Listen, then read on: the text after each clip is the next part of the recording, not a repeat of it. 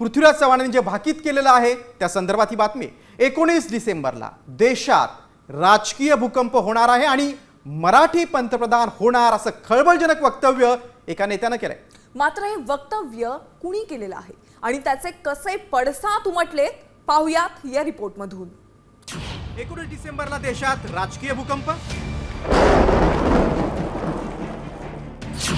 पंतप्रधान पदासाठी धुरा मराठी माणसाकडे येणार।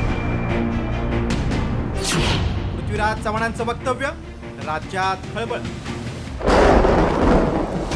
देशात नव्या राजकीय भूकंपाची चर्चा रंगते आणि त्याला कारण ठरलंय काँग्रेसचे दिग्गज नेते आणि माजी मुख्यमंत्री पृथ्वीराज चव्हाणांनी पंतप्रधान बदलण्याबाबत केलेलं वक्तव्य। 19 डिसेंबरला मराठी माणूस देशाचा पंतप्रधान होण्याची शक्यता व्यक्त करून पृथ्वीराज चव्हाणांनी एकच खळबळ उडून दिली। जगात बरंच काही चाललेलं आहे।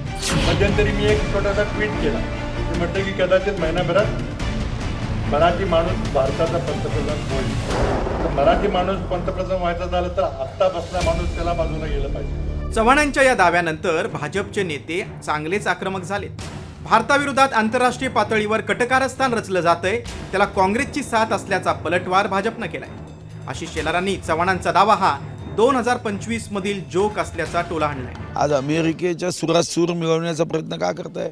आज तुम्हाला माहीत नाही, पण अमेरिकेमध्ये आता त्यांची धीरे धीरे डिपेंडन्सी भारतीय वस्तूवर वाढत आहे, भारतीय लोकांवर वाढत आहे आणि अशा प्रसंगात त्यांना भारतीयांचा द्वेष आहे आणि तो द्वेष लक्षात घेऊन काहीतरी तिथं हंगामा करायचा असा प्रयत्न अमेरिकेचा दिसतो आहे आणि त्याला काँग्रेसची साथ दिसत आहे अशा पद्धतीचा विचार मांडून।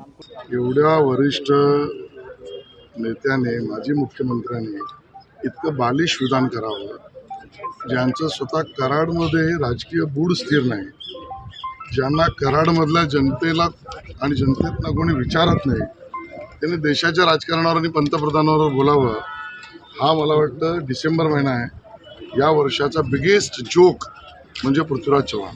खरं तर 2014 आणि 2019च्या लोकसभा निवडणुकीत न भूतो न भविष्यती असा विजय भाजपला मिळाला।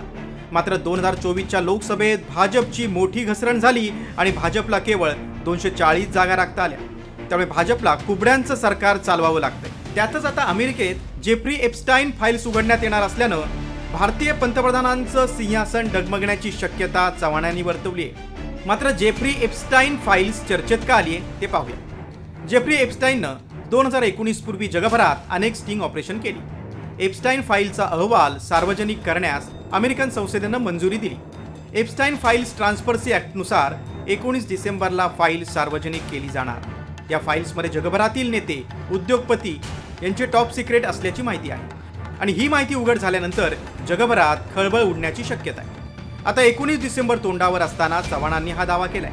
त्यामुळे जेफ्री एप्स्टाईन फाईल सार्वजनिक केल्यानंतर खरंच भारतात राजकीय अस्थिरता निर्माण होणार का आणि स्वातंत्र्याच्या 78 वर्षापासून सातत्यानं महाराष्ट्राला हुलकावणी देणारं पंतप्रधानपद मराठी व्यक्तीला मिळणार का, याकडे देशाचं लक्ष लागेल। ब्युरो रिपोर्ट, साम टीव्ही न्यूज।